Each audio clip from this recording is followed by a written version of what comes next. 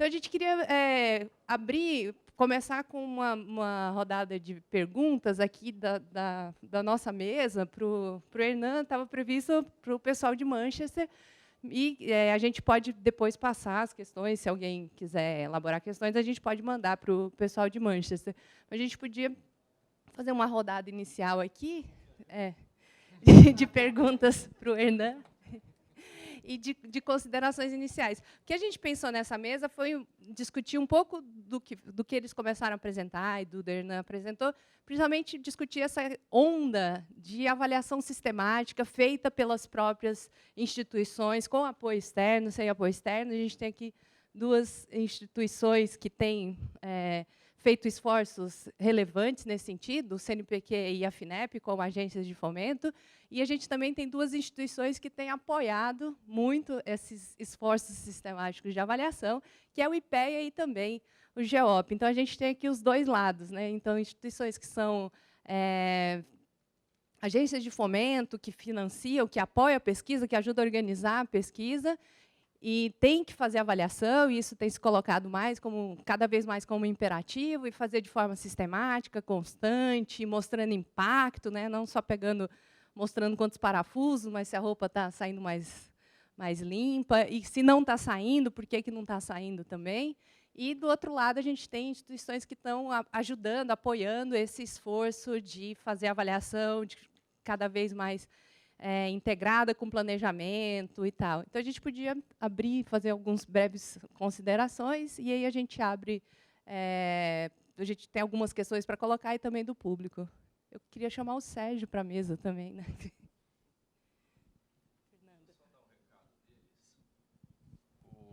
Os três, né? Então, eu falei com eles agora, a gente teve que terminar, infelizmente, a melhor parte, que era a parte da discussão, com eles, mas eu acho que a apresentação deu para ouvir. Nós vamos divulgar para todos vocês, eles mandaram, né, a apresentação deles, então a gente vai poder passar para todos. E eles mandaram um abraço a todos, agradeceram a audiência. Ninguém sabe de onde veio o problema, se foi daqui ou se foi de lá. Provavelmente, como nós estamos aqui, veio de lá. Tá certo? Bom, então a Ana já abriu a sessão. Não sei se a gente começa com um comentário geral dos três, né, como você tinha perguntado. Começamos com a Fernanda, pode ser? Vamos lá. Bom, sobre avaliação, bom, primeiro, obrigada pelo convite, parabéns ao GEOP pelos 20 anos. É bacana estar aqui nessa data com vocês aí. Bom dia para todo mundo. Acho que a gente tem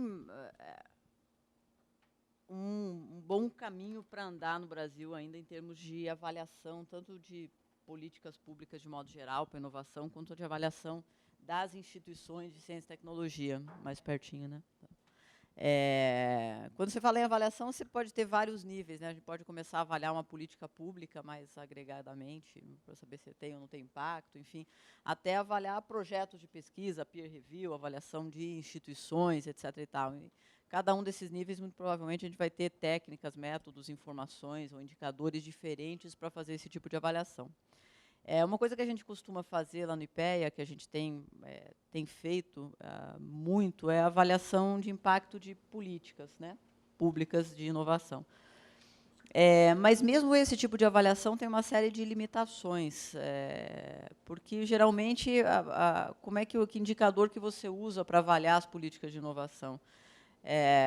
Um indicador é o investimento em P&D, se as políticas de inovação conseguiram aumentar o investimento em P&D.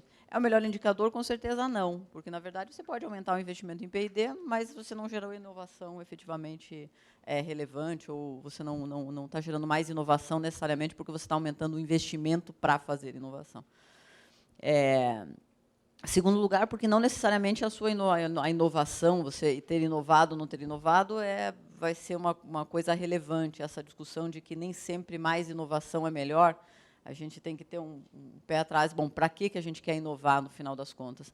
Se você for chegar ao limite, você vai dizer, não, a gente quer inovar para criar para melhorar a qualidade de vida das pessoas. No limite, seria isso. A gente quer criar novos produtos, novos processos para melhorar a qualidade de vida das pessoas. A tecnologia esse talvez seja o grande objetivo de fundo, né? Melhorar a qualidade de vida. Mas e aí como é que você mede isso? Medir por renda, ou medir por IDH, mas aí você vai ter uma série de outros fatores intervenientes nessa variável que não são as políticas de inovação, obviamente. Então, na medida em que você vai chegando mais perto do que é o objetivo, afinal de contas, da inovação, você vai se distanciando efetivamente do que a política de inovação pode fazer. Por outro lado, se você vai tentar levantar indicadores mais próximos das políticas, mais próximos da inovação, produtos que foram gerados ou tecnologias que foram geradas, vai ficando cada vez mais difícil de você criar indicadores que sejam comparáveis, com os quais você possa comparar diferentes políticas, diferentes instituições, para você ter um resultado mais agregado de, afinal, se suas políticas de inovação estão ou não estão funcionando. Acho que esse é o grande nó, na verdade, de todo o debate sobre avaliação de políticas de inovação, que é um nó que está relacionado, que tem como pano de fundo a dificuldade de você medir o resultado, de você medir a inovação, de você quantificar e ter indicadores mais consistentes para avaliar o que é inovação, o que não é, e qual que é a importância daquela inovação, para você poder, afinal de contas, conseguir fazer uma avaliação mais sistêmica e quantificável, né, das políticas de inovação. Por outro lado, bom, isso é uma questão mais geral, uma outra, vou dar dois pitacos aqui mais gerais, só para a gente começar o debate mesmo. Então, uma questão mais geral é essa. Uma questão que eu achei interessante da apresentação do pessoal foi esse Performance-Based Research Funding Systems, aí, que eu acho que a gente não tem nada parecido por aqui. Acho que é um negócio super, ou posso estar enganada, mas, enfim, o Hernan está aqui, pode me corrigir se eu estiver falando besteira. Mas eu achei um negócio super interessante, porque, de fato, você passando para um outro plano de avaliação, na verdade, que é uma coisa de avaliação mais institucional. De você ter um orçamento que talvez seja baseline, mas um orçamento adicional ser variável de acordo com a performance da instituição. Isso é uma coisa que nos Estados Unidos existe, por exemplo, eles não chamam desse jeito, mas os laboratórios nacionais norte-americanos eles têm lá um orçamento base, que é um pouco para manter a estrutura, manter a infraestrutura funcionando, etc. e tal. E o orçamento adicional é competitivo ou com base em performance. Então, você tem uma série de indicadores e as instituições, ao longo do tempo, foram desenvolvendo uma série de indicadores de performance que permitem elas a fazer essa avaliação e a ter esse funding com base nesse tipo de indicador de performance. Acho que a gente está muito longe ainda de ter indicadores mais institucionais de avaliação.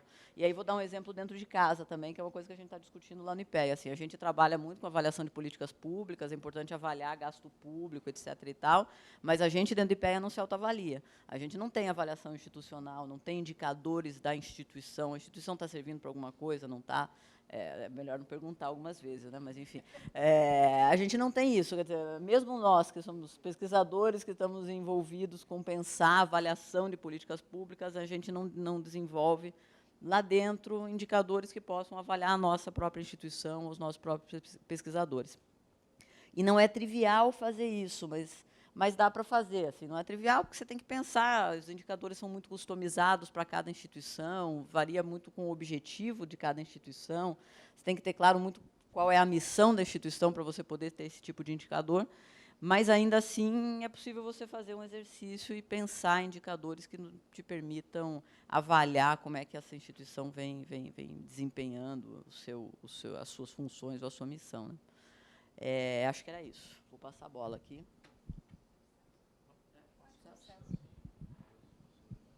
Bom, também queria agradecer aqui o convite para estar participando dessa festa. Esse é um tema que está realmente bastante, que eu vou dizer, está bem premente, está bem prioritário para a gente lá na FINEP. E a gente também tem recebido o apoio aí do grupo do GEOP para tentar desenvolver os nossos sistemas de avaliação, vamos tentar desenvolver a metodologia, enfim. Mas eu queria acho que eu vejo dois grandes desafios aí para o nosso atual contexto em relação à avaliação de política de ciência, tecnologia e inovação. A primeira é que a gente não tem uma cultura no país, na realidade, eu acho que o fundamento, eu acho que o básico é que a gente não tem uma cultura bem desenvolvida de planejamento, implementação, avaliação. A gente não tem uma cultura de gestão do Estado brasileiro, da máquina pública brasileira bem desenvolvida.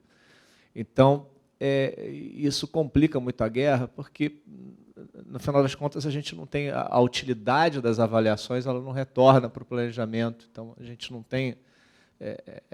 eu acho que, primeiro, é importante a gente tentar dar uma visão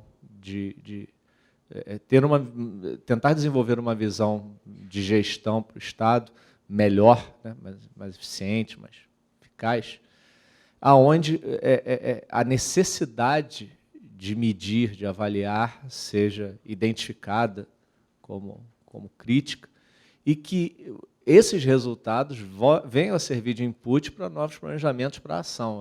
Esse ciclo do policy learning é uma coisa muito complicada para a sociedade brasileira, para o Estado brasileiro. Acho que a gente tem que...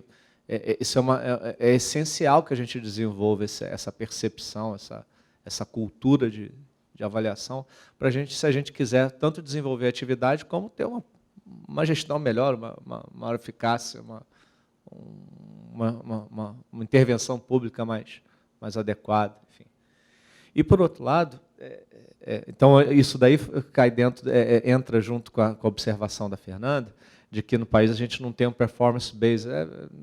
Realmente é difícil, a gente não tem uma cultura de avaliação, né, realmente desenvolvida, então é meio complicado a gente passar por esse ponto.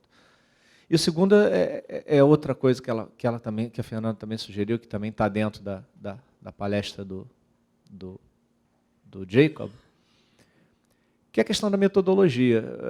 A gente não tem, vamos dizer assim, a gente precisa desenvolver no país as metodologias mais adequadas para a nossa avaliação.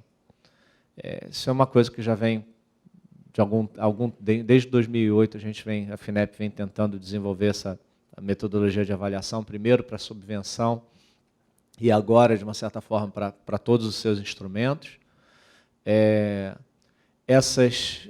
Existe um acordo no TCU que incentiva a gente a ter uma avaliação global dos recursos do FNDCT, que é uma das principais fontes de financiamento da inovação do Brasil. E essas metodologias têm que conversar, por exemplo, com a metodologia que está sendo desenvolvida lá no CNPq. Enfim, a gente precisa desenvolver a metodologia. Essas metodologias têm que conversar, essas metodologias têm que se agregar. E eu acho que isso daí tem bastante espaço para a gente tentar fazer uma articulação com a academia, com os grupos de pesquisa que atuam nesse tipo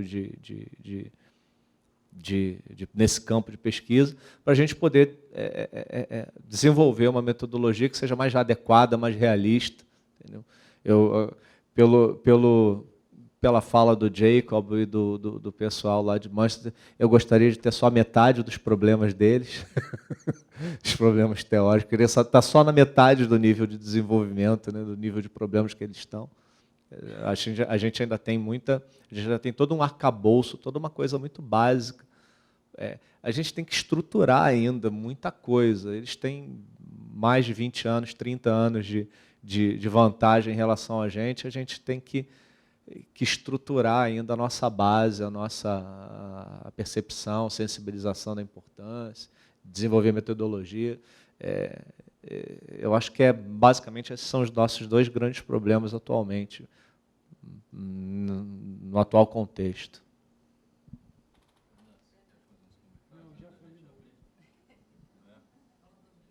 Mais um pouquinho. Não? Bom, então, acho que a gente, enfim, podia agora abrir já para um debate. Eu vou colocar 3 pontos aqui sobre...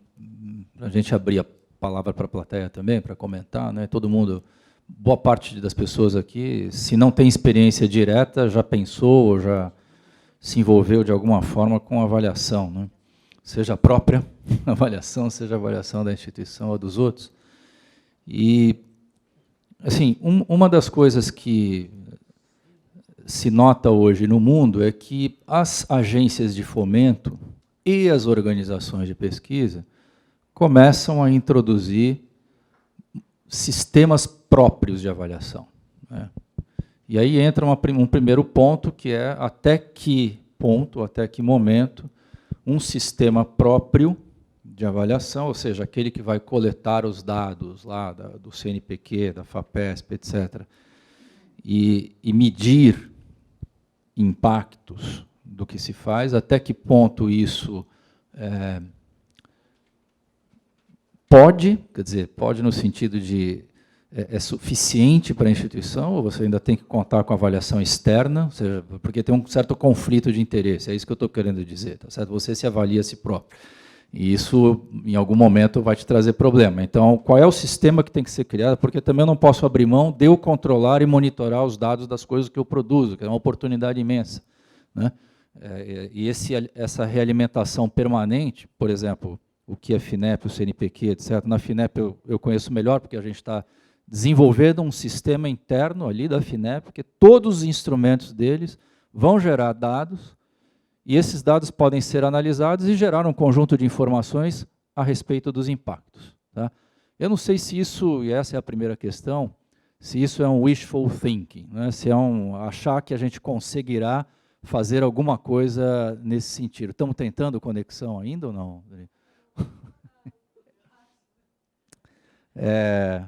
Ou seja, essa ideia de que se a gente tiver um sistema, quer dizer, é possível desenvolver, na verdade, a gente fez um desenho, tá certo? Agora, até que ponto a instituição vai conseguir, ela mesma, criar um modelo próprio de avaliação, que vai coletar todos os dados, todos os instrumentos, vai analisar isso no final, e vai ver, aquele programa que a gente montou, ele teve tais e tais impactos econômicos, sociais, ambientais, etc., e isto, portanto, alimenta o meu sistema de replanejamento, né, para mudar e melhorar, digamos, os instrumentos para que eles sejam mais efetivos, etc. E é claro que não só tem esse problema do conflito, mas tem um outro problema, as políticas mudam, tá certo? Então, que indicadores a gente vai colocar, porque em um certo momento, alguns indicadores podem ser aqueles que vão medir o impacto social, econômico, mas aquilo que estava se falando agora, IDH, impacto social em que sentido? Como é que nós vamos medir aquilo que a Fernanda estava dizendo, né?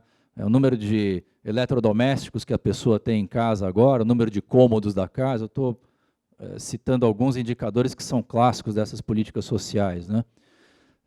Até que ponto se vai e como é que você consegue tirar algo confiável disso, e que represente, de fato, a intenção das políticas, porque as políticas mudam, né?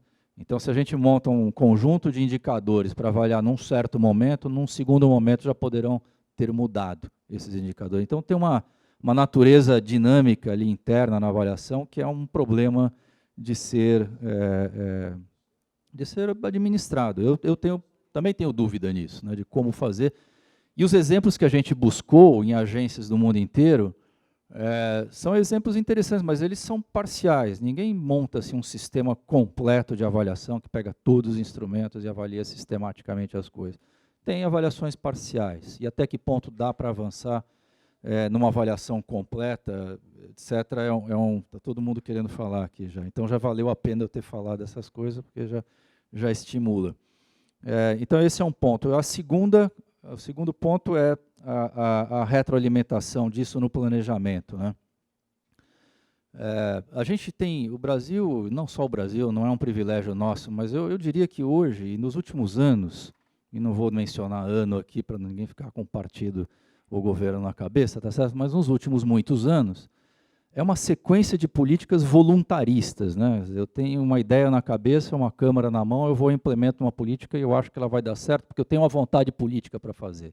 A vontade política não basta, né? Existe uma sociedade por trás, existe uma burocracia, existe uma série de elementos.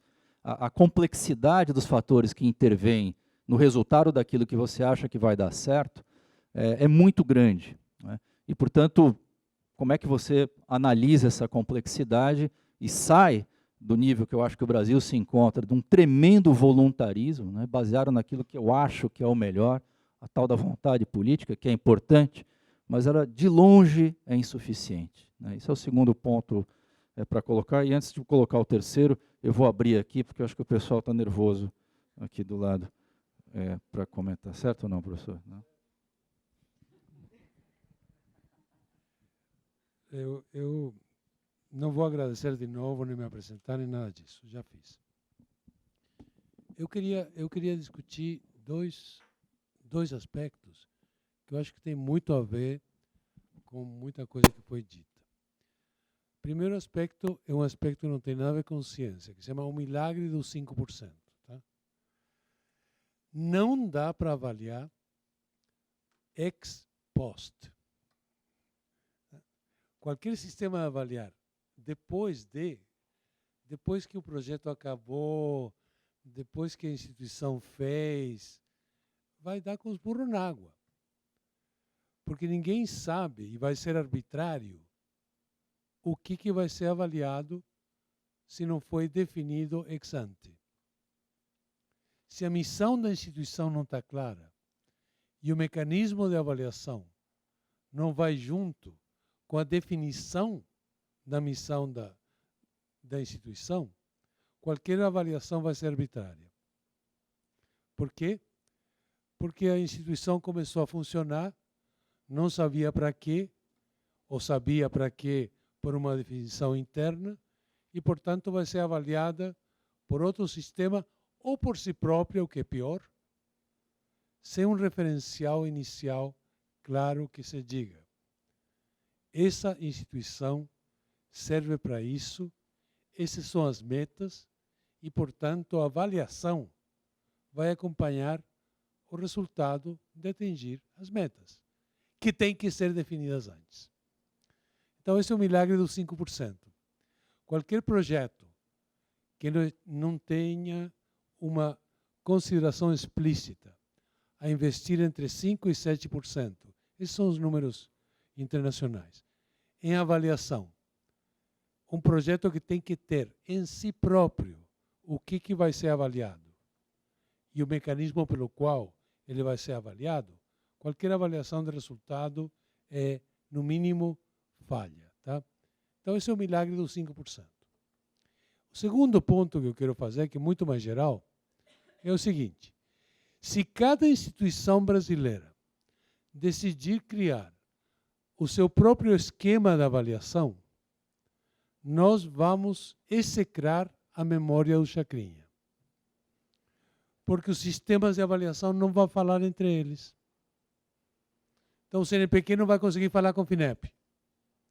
O Ministério de Ciência e Tecnologia não vai conseguir falar com ninguém. Etc, etc, etc, etc. A proposta que eu acho que qualquer agência estaria, eu espero, poderia estar de acordo, vamos começar por algum lugar. Não existe um conjunto de indicadores de performance universal, imutável, porque o Moisés, quando desceu do montinho, não estava escrito na tábua da lei. E, portanto, os indicadores são mutáveis e têm que evoluir com a história. Mas, se nós, Brasil, não entrarmos na OCDE amanhã, vamos continuar discutindo. Não é que eu ache que a OCDE é maravilhosa, mas é o melhor que a gente tem. E tem um conjunto de indicadores de resultado, impacto, performance, que faz com que o Chile seja comparável com a Suécia. Eu não vou dizer quem ganhou, mas os números podem ser comparados.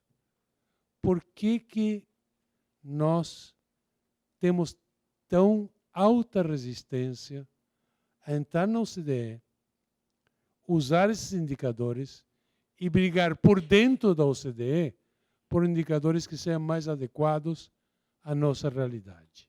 Ou, tomando como base indicadores muito bem comparáveis, adicionar alguns indicadores para tropicalizar a nossa capacidade de avaliar.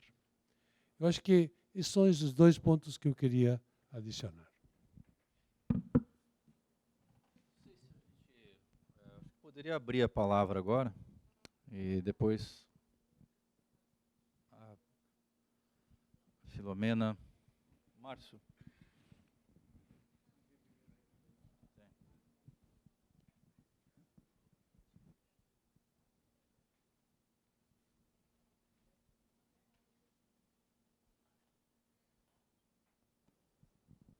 Alô?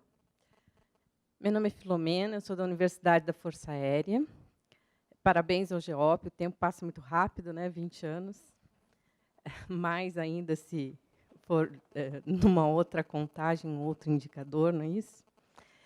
Eu gostaria de tratar de 2 assuntos, ou gostaria que a mesa pudesse esclarecer 2 assuntos, especificamente. Uma, na metodologia da TRL, do Índice de Maturidade Tecnológica, existe rumores de que as agências financiadoras passarão a usar essa metodologia. Gostaria de ouvir um pouquinho a respeito sobre isso. E a outra questão é com relação a gente conversar, né, os modelos todos estarem conversando. O TCU tem investido muito nisso.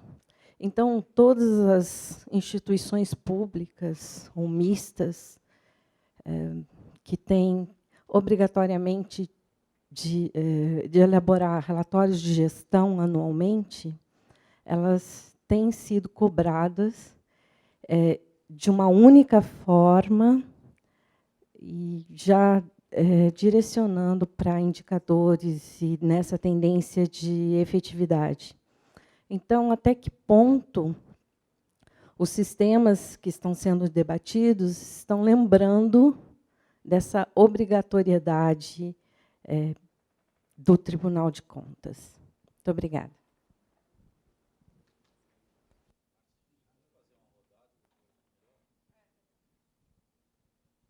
Alô? Bom, também queria agradecer a presença aqui, a oportunidade de relembrar momentos que nós tivemos de trabalho conjuntos, coisas que a gente pretende fazer ainda. Mas fazer um comentário bem geral de que eu tenho a impressão que a gente tem que ter clareza que existem várias maneiras de você compartimentalizar a avaliação. E aqui nós já falamos de um monte dessas questões, mas uma coisa é você falar de indicadores gerais de ciência, tecnologia e inovação de um país. Outra coisa é você falar de uma instituição. Outra coisa é você falar de um determinado programa de uma instituição, de um grande projeto ou de qualquer outro objeto de avaliação. E aí, nesse caso, em alguns momentos, nós vamos encontrar indicadores que possam ser comparáveis, outros que são muito próprios daquele objeto sendo avaliado.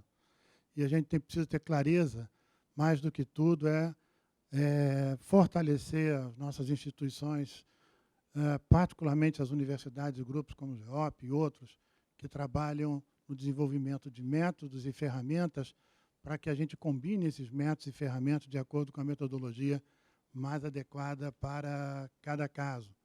Houve agora a menção do uso do TRL pelas agências, né? A TRL se aplica maravilhosamente a algumas situações e pessimamente a outras situações.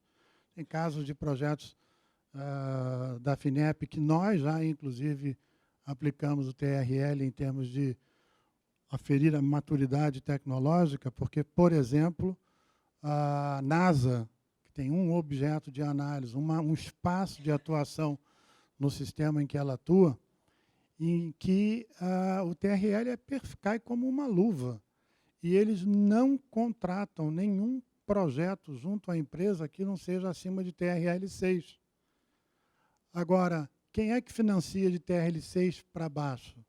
São outras agências, o Estado, bem lá embaixo, né, o Estado entrando, inclusive, com um mecanismo de subvenção, compartilhamento de risco, bem mais altos do que aqueles, né, que estão em TRL 7, 8, 9 e assim por diante. Então, eu acho que, Hernan, eu acho que a gente tem que, sim, nós temos até discutido via Rússia essa discussão de entrar dentro, para valer, da OECD, no sentido daqueles indicadores que permitem comparações sobre evoluções de países no que diz respeito à ciência, tecnologia e inovação. Mas, em outros níveis, você tem que montar a sua própria metodologia, porque os objetos são distintos. E aí a gente entra numa discussão que é muito própria do nosso país também, que é o papel das principais agências de fomento, vamos dizer assim. E aí as interfaces não estão bem tratadas. Eu acho que isso dificulta, inclusive, avaliações, porque se você tem interfaces institucionalizadas, tudo bem, eu tenho que conversar CNPq com o FINEP.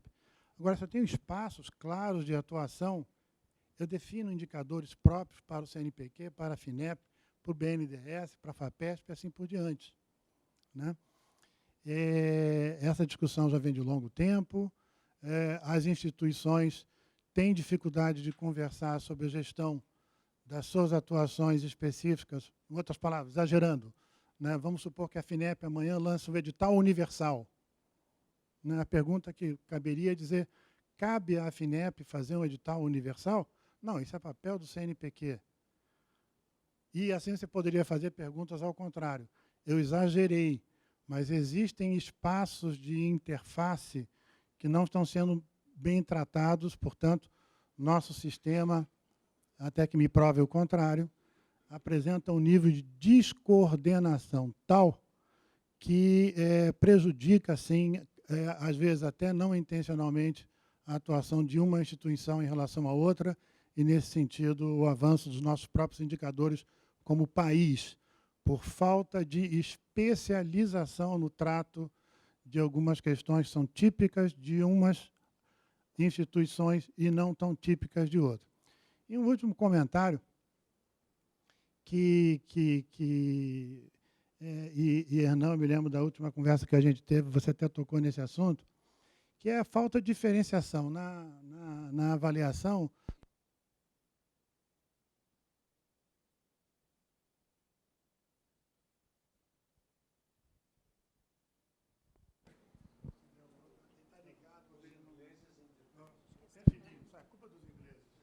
Normalmente, a culpa dos ingleses. Não é de hoje, não, hein? Isso é de longa data. Mas seguramente falta de trato desagregado do que é output, do que é outcome e do que é impacto. Às vezes as coisas são tratadas como se fossem as mesmas, assim, com grande desenvoltura, e obviamente que elas são absolutamente diferentes, precisam ter tratamentos absolutamente diferentes também. No caso específico de impacto, a questão que eles colocaram em várias oportunidades aí, que acho, do ponto de vista acadêmico, extremamente difícil ser plenamente resolvida, que é a questão de como é que eu faço a attribution, a desagregação dos resultados de impacto para aquilo que eu, como agência de fomento, fiz.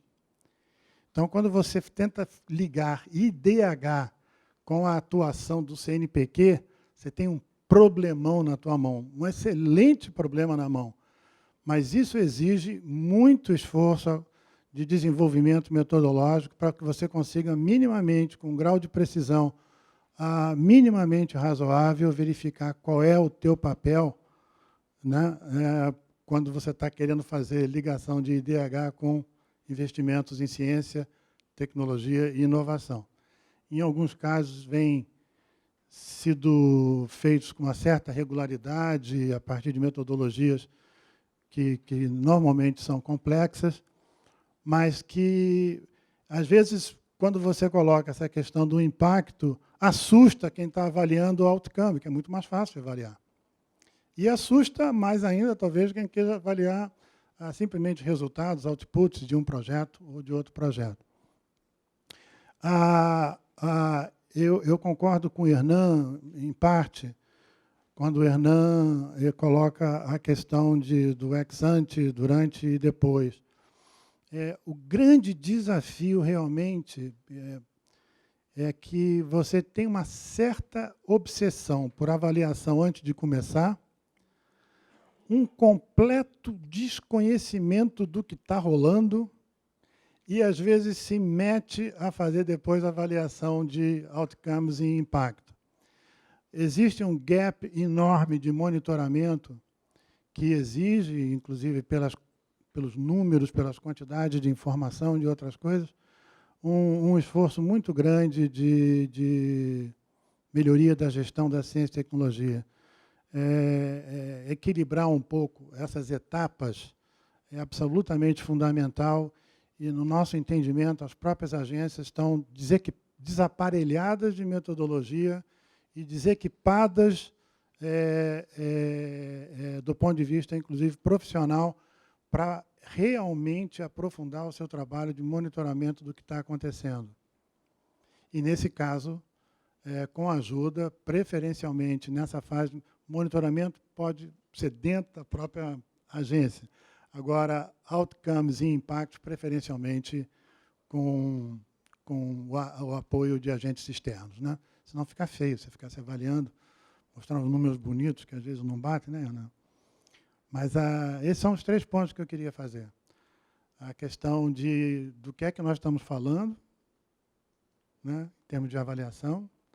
A questão da enorme dificuldade de você fazer conexões entre ciência, tecnologia e inovação e indicadores de desenvolvimento social, econômico. E essa questão do espaço, né, de divisão de trabalho dentro de um sistema de inovação harmônico e desenvolvido, maduro. Alguém mais colocar alguma pergunta?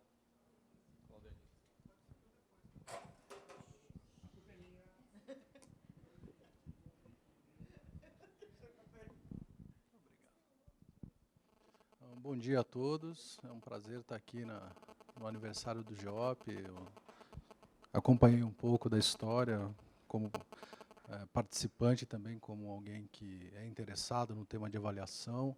Desenvolvi minha carreira a partir desse caldo de cultura que o GEOP criou.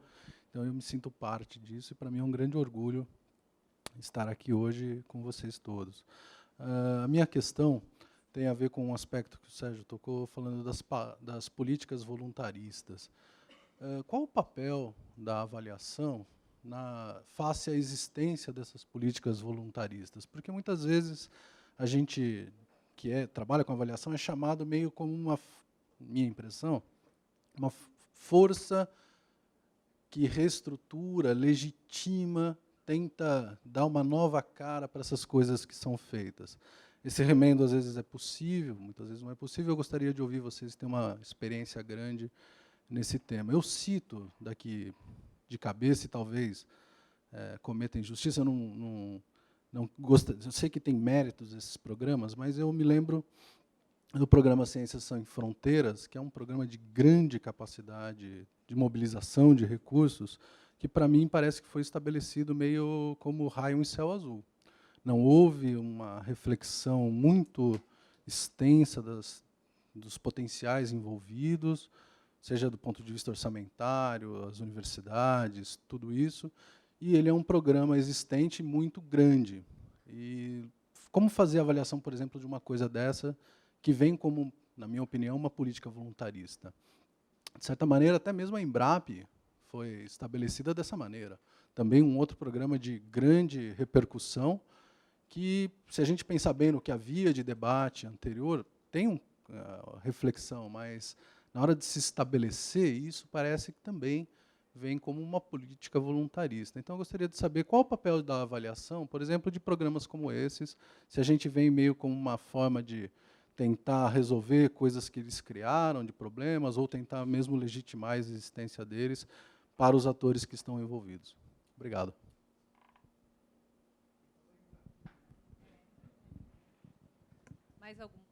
Mais alguma questão? A gente pode fazer uma rodada e eu acho que volta, né? Então, acho que vou começar com o Celso aqui, que ele deu uma ótima ideia aqui, né?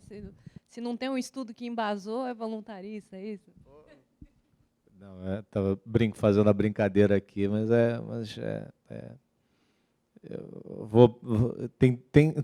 Acho que bom, tudo está meio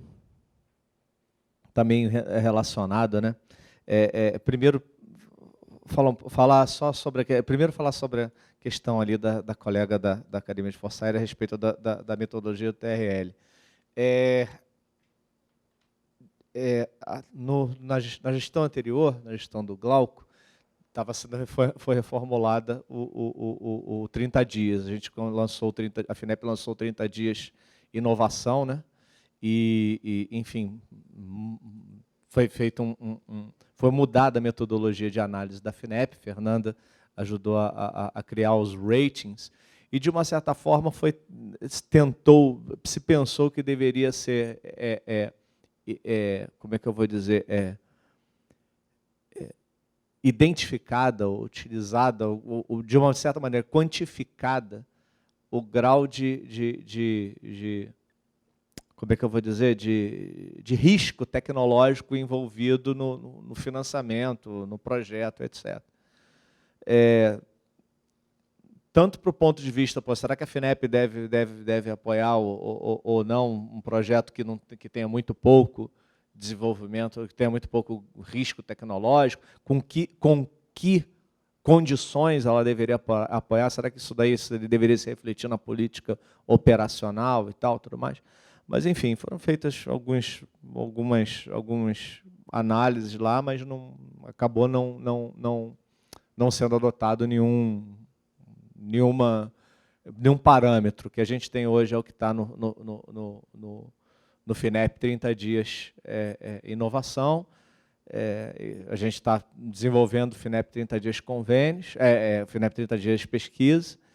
E, enfim, eu acho que nesse ponto a gente ainda vai passar por várias etapas de melhoramento e de refinamento, de debug mesmo das próprias metodologias que já estão aí para depois sofisticar, eu acho que dessa natureza.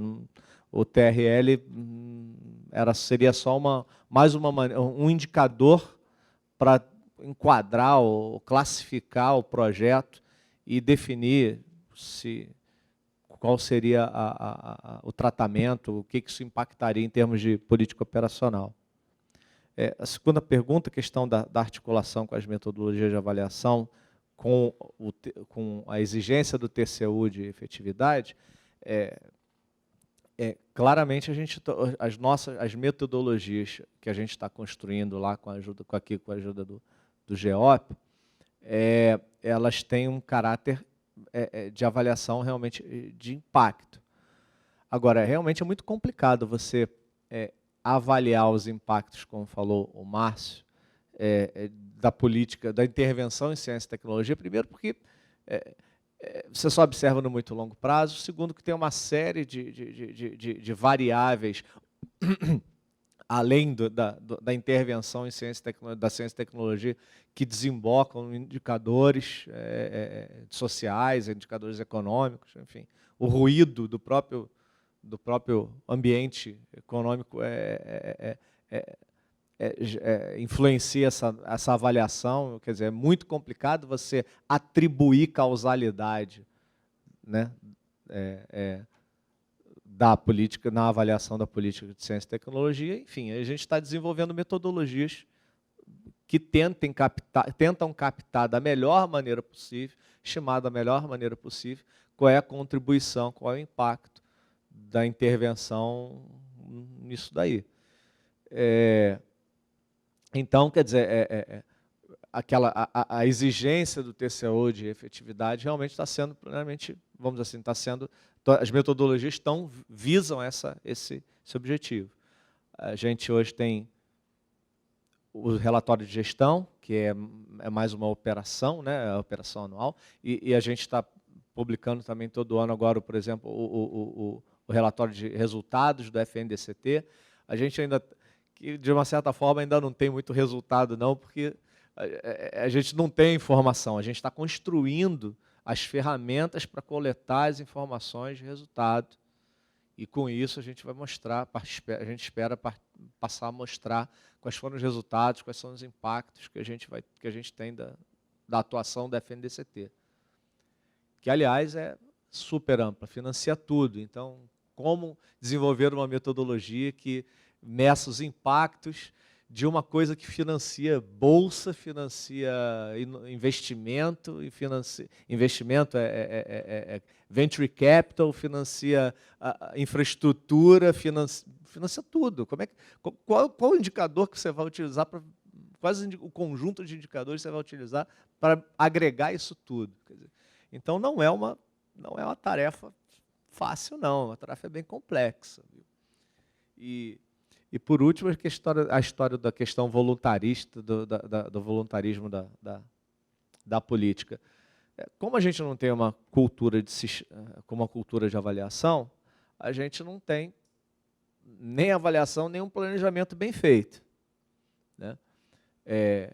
Eu acho que são raras as iniciativas, os programas brasileiros que contaram com algum tipo de diagnóstico ou de estudo preliminar para justificar por que aquele programa foi feito. Não sei se o Ciências Sem Fronteiras teve esse diagnóstico, teve isso, não sei se outros programas tiveram, se a Embrapi teve esse tipo, um estudo formal, alguma coisa que embasasse, enfim, eu realmente desconheço, mas eu acho que isso seria essencial para qualquer programa de grande envergadura, ainda mais um programa que tem 1 bilhão por ano, né, de bolsa. Então, acho que a gente tem que passar, a sociedade tem que passar a exigir isso, e eu vejo que os próprios órgãos de controle já começam a exigir isso. Cadê o planejamento? Cadê a efetividade cadê o ciclo de planejamento? Cadê as evidências em que as avaliações, que a tomada de decisão é feita com base em estudos, com base em sujeitos? A sociedade vai evoluindo, ela vai crescendo, vai se desenvolvendo, e é um processo. Enfim, a gente está no caminho, sempre lento, mas vai. Eu queria só comentar um pouco o que o Claudenício falou na questão, né, você chamar 10 anos depois, 20 anos, 15 anos, sei lá, 5 anos depois que o programa existe, faz aí uma avaliação de impacto, né?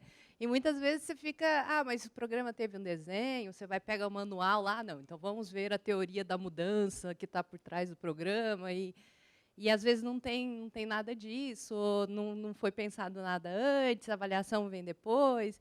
Eu acho que fica um desafio, fica uma questão para quem é chamado para avaliar, né? Assim, aí a gente embarca nessa e tenta contribuir de alguma forma, ou a gente vai estar legitimando uma ação que, né? Eu acho que é um desafio até ético do avaliador, né? Eu acho que era isso. Eu queria dar um pitaco sobre a questão do monitoramento que o Márcio levantou, que, de fato, tem uma lacuna enorme nas coisas mais básicas, de monitorar o que está acontecendo, onde a gente está gastando recurso de ciência e tecnologia, etc. E tal. Bom, vocês lembram, na época que eu trabalhei no Ministério, a ideia era tentar a gente fazer alguma coisa de monitoramento e tal. Né? Acho que a gente esbarra, sinceramente, em duas grandes dificuldades nessa área. Primeiro é transparência, porque para você ter monitoramento efetivamente de políticas públicas, as instituições têm que ter ciência ou ter a consciência de que a informação sobre o uso do dinheiro público não é delas, é do público, e, portanto, precisa ser divulgada de maneira transparente. Então, a informação não é da instituição que vai sentar em cima dela e vai fazer o que quiser, ou não vai fazer absolutamente nada, e muito menos do cidadão que está ocupando lá uma determinada função dentro da estrutura do Estado, que acha que aquela informação, por alguma razão, não pode sair da esfera da sua atuação. Muitas vezes por ignorância, muitas vezes ou porque acha que é sigilosa, ou acha que é alguma coisa assim, mas é informação sobre dinheiro público e para onde está indo o dinheiro público. E essa informação não é sigilosa, essa informação tem que ser transparente, tem que ser pública e tem que ser aberta não só ao órgão, à instituição envolvida, tem que ser aberta a todo mundo, a todo cidadão que quiser saber para onde está indo o recurso. Então, esse é um nó gigante, porque é um nó quando o MCT vai tentar fazer uma avaliação e vai precisar de informação de outros órgãos, é um nó quando a Casa Civil vai querer informação de outros órgãos de governo para fazer a avaliação dos outros órgãos, ninguém libera informação. É um nó quando o IPEA tenta fazer algum estudo de avaliação, porque não pode usar os dados que são do Ministério do Desenvolvimento ou da Receita. E, em grande medida, se você vai ver na lei, qual que é o problema de sigilo? Aqui não tem problema nenhum. Geralmente são desconhecimento ou falta de vontade de ser transparente das instituições e das pessoas. Então, o primeiro problema é transparência. Tem que ter uma clareza de que a informação sobre o uso do dinheiro público sim, transparente e tem que ser. E eu acho, sinceramente, que a lei de acesso à informação acabou que piorou, na verdade, ao invés de facilitar esse tipo de coisa. Porque aí ficou muito fácil para todas as instituições chegarem e simplesmente carimbarem. Isso aqui é sigiloso, isso aqui não é, daqui a 5 anos eu libero, isso aqui está liberado. Pronto, é simplesmente dar um carimbinho dizendo que é sigiloso e nenhuma informação mais é aberta. A minha experiência pessoal é que a lei de acesso à informação acabou dificultando o acesso à informação, efetivamente, ao invés de facilitar, porque deu essa prerrogativa para a instituição de botar lá o carimbinho dizendo que é sigiloso e que não é. Um segundo nó, que é um nó difícil nessa questão de monitoramento, é que isso envolve uma competência de análise de dados, de informática, de ciência da computação, pessoal, entendeu? Você tem que ter protocolo de transferência de arquivos, você tem que trabalhar com grande base de dados, tem que trabalhar com informação que seja tratável, com dados que sejam tratáveis. Sempre que você vai pegar informação de vários órgãos, a FINEP é assim, é terrível, porque a informação não ou é tudo papel, ou ela não é tabulável, é uma informação, sabe, o pessoal adora, não estruturada, esse é o nome, que eu estava me fugindo. O pessoal adora uma questãozinha aberta, assim, o que você acha de não sei o que, adora um negocinho que o pessoal vai lá escrever. Aquele negócio é absolutamente inútil, né? Porque você não trata uma informação como essa. Você faz o quê com aquela, desculpa a palavra, o quê com aquela merda, né, bicho? Porra!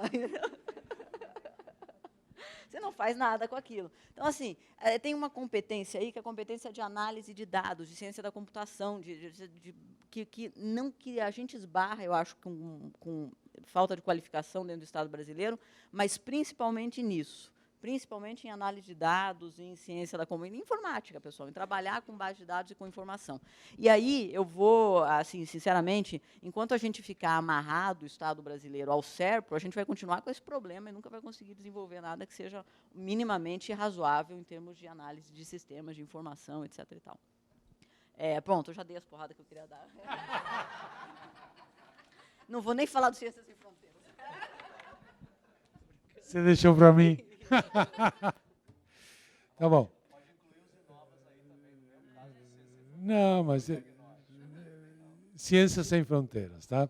Eu não costumo tirar o corpo fora a responder direto.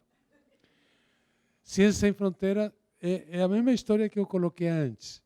Mas antes de falar de Ciências Sem Fronteiras, Márcio, eu concordo totalmente contigo. Quando eu coloquei do milagre dos 5% e o OCDE, são duas pontas, tá? Se qualquer programa tem que ter uma avaliação própria, que tem a ver com os metas dele. E, por outro lado, na outra ponta, o Brasil tem que ser transparente com dados que sejam intercomparáveis. E, claro, que foi colocado, tudo que foi colocado antes, eu concordo quase. Tudo bem. Ciências Sem Fronteiras. Estamos falando da mesma coisa. Veja. Qual era a teoria atrás do programa Ciências Sem Fronteiras? Vamos mandar 100 mil criancinhas para fora. Tudo bem? Acabou. Essa meta foi cumprida.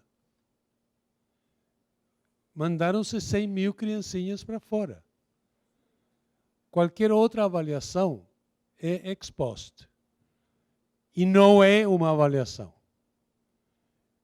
É uma atitude política, eu não estou dizendo se é correta ou não é correta, que critica a missão inicial do programa e diz, por exemplo, foi muito caro.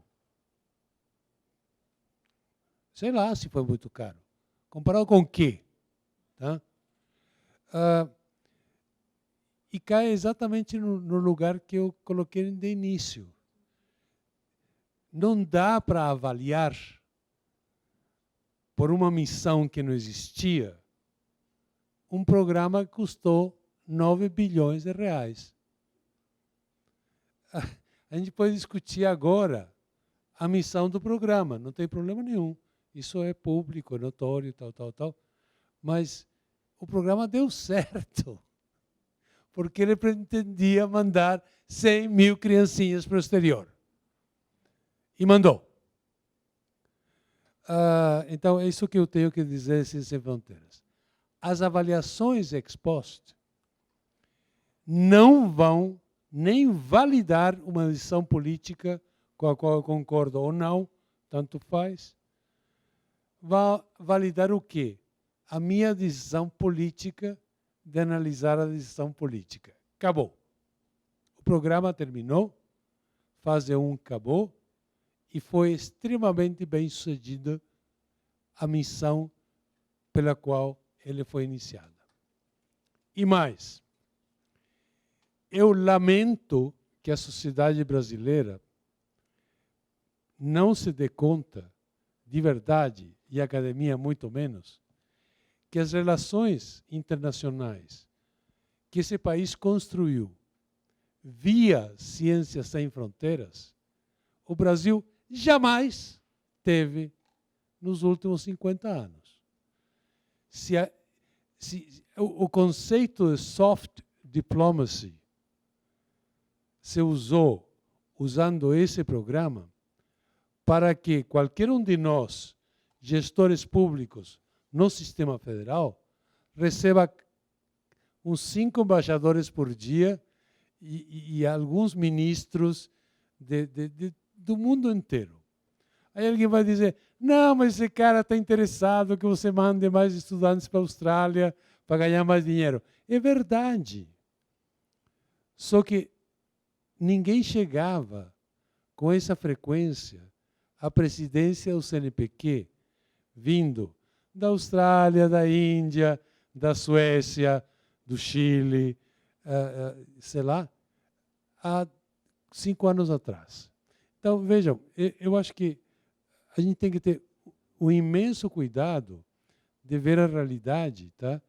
E separar realidade de concordância ou discordância política de um sistema.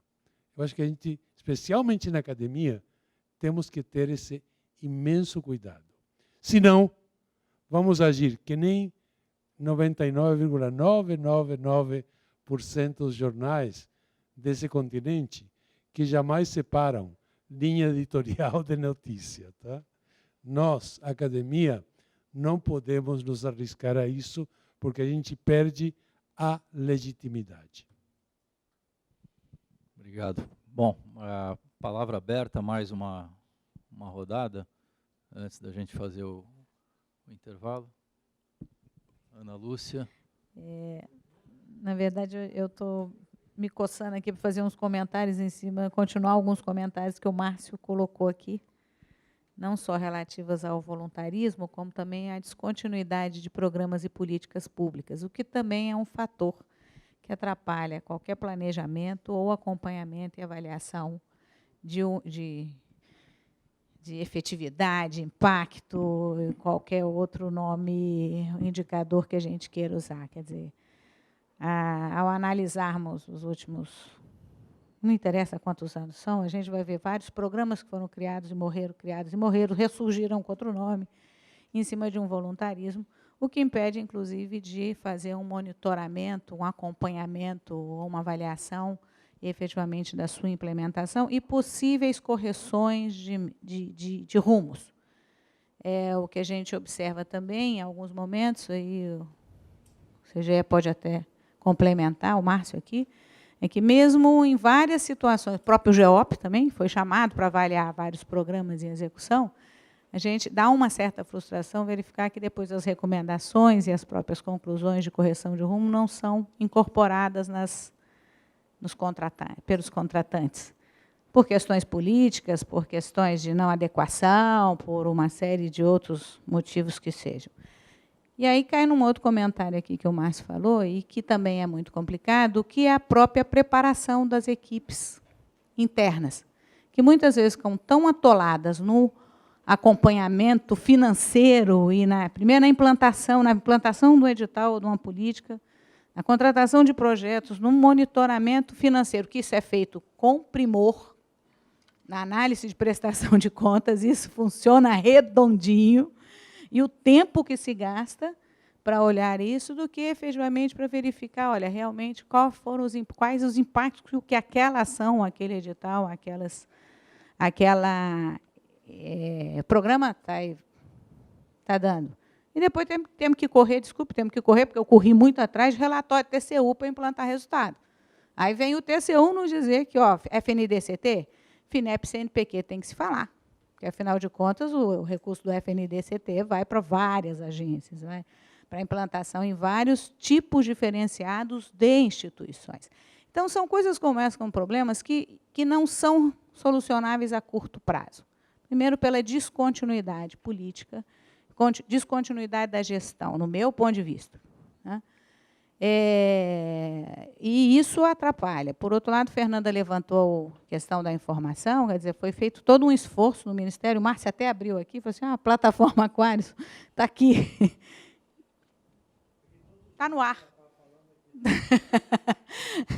Está no ar. Não é...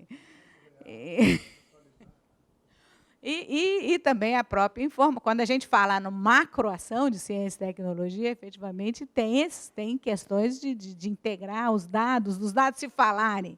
E mais pior ainda quando entra num projeto, numa ação, num programa. Então, assim, são só comentários para provocar também, para complementar o que foi dito, que eu acho que assim, e também algumas coisas não são resultado de curto prazo. Para isso, alguns indicadores básicos são sendo a OCDE é central para a gente pegar uma série histórica, para conseguir saber exatamente a evolução e depois olhar ações, indicadores específicas para programas específicos. Mas o macro é comparável, senão a gente nunca vai fazer benchmarking com ninguém, nós vamos continuar gerando dados e colocando. Só fazer esse comentário. Alguém mais? Paulino. Bom dia, parabéns aí, professor, a liderança, né, pelo seminário. A Fernanda falou algo interessante, mas que a gente, às vezes, não presta muita atenção. Tem algo chamado Sistema Nacional de Estatísticas, que as pessoas se esquecem que tem, que é coordenado pelo IBGE, que está dando exatamente esse tratamento que você falou. E que os órgãos que geram dados primários normalmente não seguem. Você vai pega um dado, a gente tem trabalhado isso lá no NPI, assim, como é que é feito a extração, como é que é feita a extração do dado, como é que o dado é tratado, os metadados, qual é a repetição que você tem, como você publica, como você trata o dado para disponibilizar.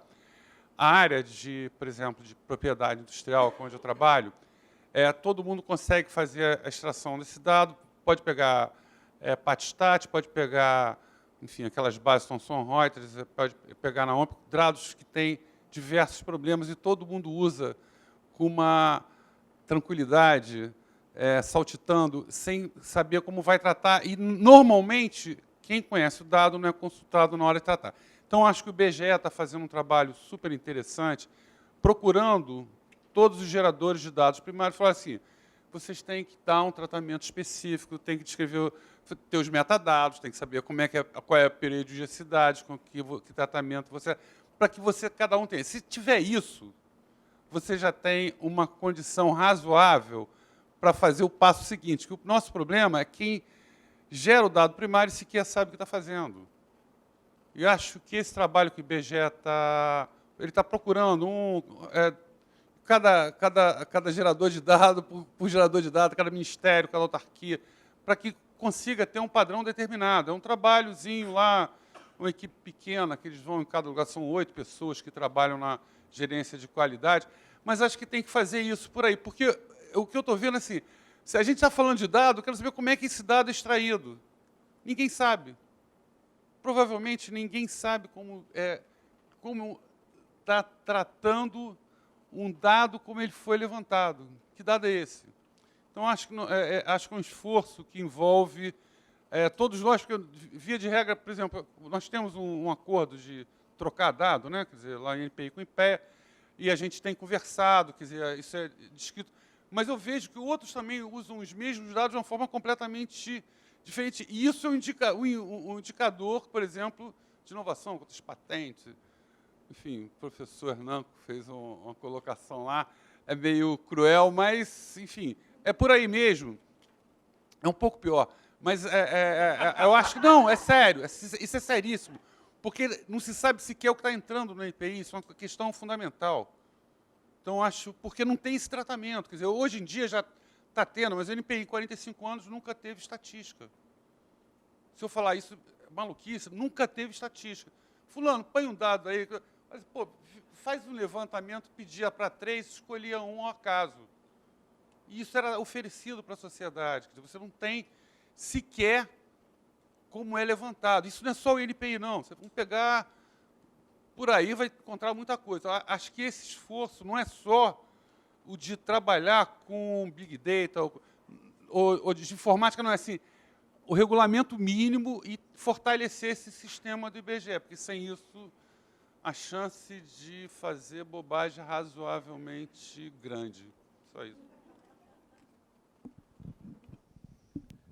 Nós estamos chegando na hora. Eu queria fazer uma tentativa de resumo aqui. Talvez 3 pontos ficaram mais evidentes. Vocês me ajudem se tiver mais pontos aí que vocês lembram, considerando a apresentação do pessoal de Manchester e considerando o que foi discutido aqui. O primeiro, talvez o mais discutido, foi esse da informação básica, né, da geração dos dados, que, no mínimo, monitorem o que está sendo feito, seja num programa, seja numa organização, enfim, que é uma coisa elementar, mas que a gente ainda sofre com isso. Você não tem informação, você for lá dentro da FINEP, que melhorou muito nos últimos anos, ainda é um problema. Eu lembro que quando eu estava na FINEP, eu pedia informação para se pedisse para o vizinho, saía diferente. Né? Hoje melhorou muito, não há dúvida disso, mas ainda sofre com isso. O CNPq, não sei como é que é, eu não vou dar palpite, até porque o presidente está do meu lado, eu não vou me arriscar a falar. Mas todas as organizações que a gente passa é assim, a Unicamp é assim também. Né? Então, a questão da base, porque sem isso não tem avaliação, certo? Sem isso não tem avaliação. Porque sem isso você vai ter aquela questão aberta que a Fernanda comentou, que em alguns casos é bom você ter lá no final da avaliação, você põe uma questão aberta para ouvir opinião e junta depois as opiniões, você tira alguma coisa disso, mas em geral é um complemento, não é a essência da avaliação. A essência precisa de informação, precisa de dado, precisa de uma coisa mais objetiva. Pode ser qualitativo, mas precisa ser mais objetivo, né? E mensurável de alguma maneira.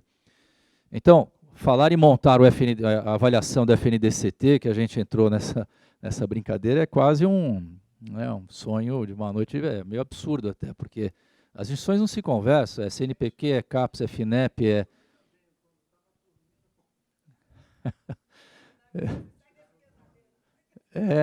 mas não sei se é pesadelo, acho que é um choque de realidade.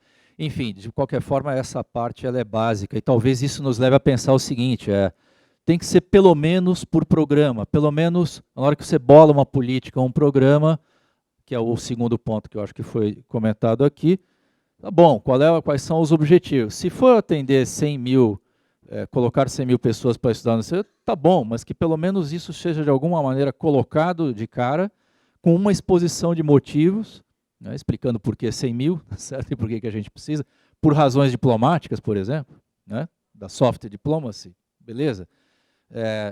E vale apenas os 9 bilhões ou não vale? Isso é uma outra questão. Mas ter a política claramente indicando aonde quer chegar, porque quando você procura, você às vezes acha, às vezes não acha, tá certo? No mais das vezes você encontra a intenção de quem desenhou a política, que muitas vezes é no gabinete, onde as pessoas sentam e combinam, vamos fazer uma política sobre isso, comentando o que a Ana falou. Só de biotecnologia, nos últimos 20 anos, foram 10 políticas de biotecnologia. Aí você olha e fala, mas para que nós estamos? Né? Virou moda, quer dizer, na verdade a moda até já passou, tá certo? Foi, voltou, a gente avaliou isso com vocês.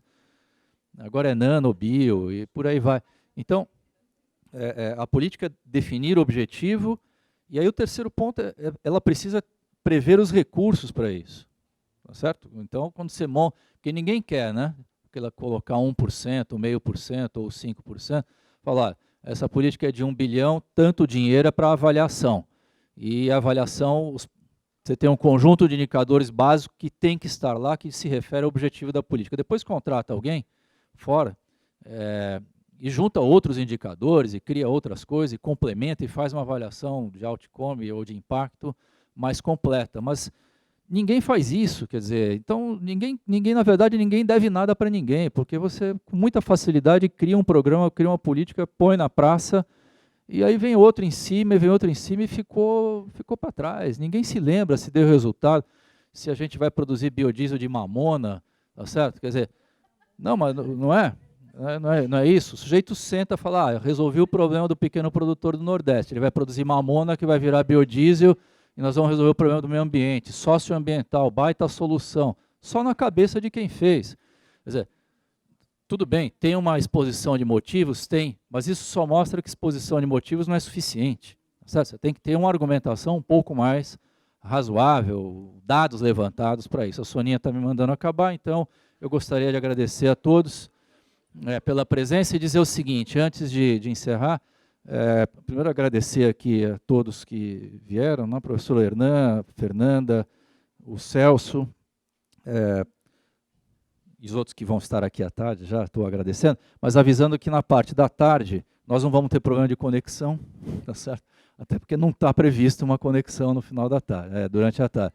Nós vamos ter uma palestra interna, uma palestra inicial na tarde do professor Brito, ele vem aqui, faz uma apresentação, e em seguida tem uma mesa onde vão estar o Márcio Miranda, do CGE, vai estar o Cato, do Eldorado, vai estar o Candinho, da FINEP, que está aqui com a gente, o professor Pacheco, do CNPEM, que vem também, a Cecília Giannoni, do ProCisul, que é um programa internacional, que também ela vem aqui nos... Então, são 5 pessoas, mais o Brito, e aí o tema será planejamento e gestão em organizações de pesquisa. Muito obrigado pela atenção e até à tarde.